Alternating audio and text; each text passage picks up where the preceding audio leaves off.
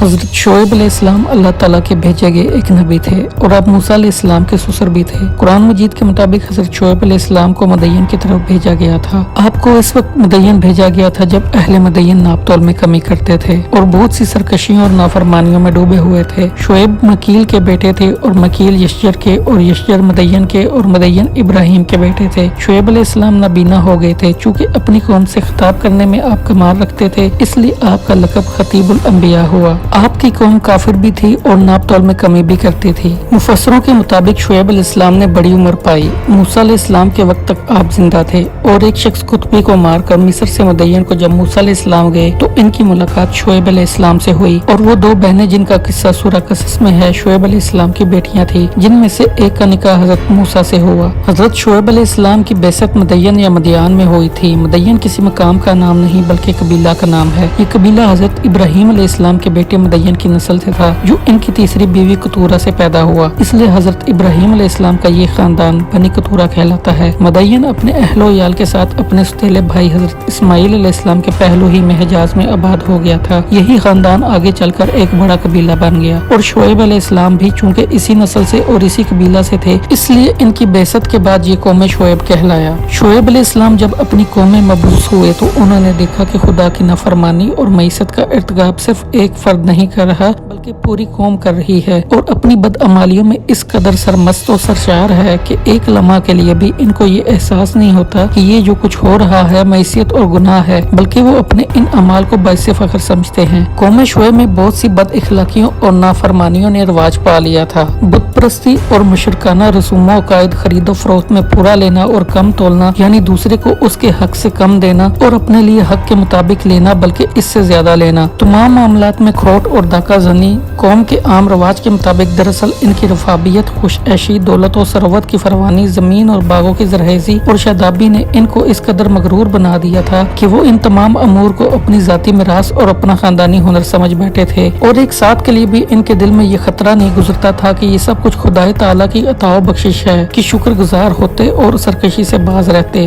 حضرت شعیب علیہ السلام نے اپنی قوم کی بدعمالیوں کو دیکھ کر سخت دکھ محسوس کیا اور رشد و ہدایت کی تعلیم دیتے ہوئے قوم کو انہی اصول کی طرف بلایا جو انبیاء علیہ السلام دعوت و ارشاد کا خلاصہ ہے۔ انہوں نے فرمایا، اے قوم، خدا کی عبادت کرو، اس کے علاوہ کوئی پرستش کے قابل نہیں، اور خرید و فروخت میں ناپ تول کو پورا رکھو۔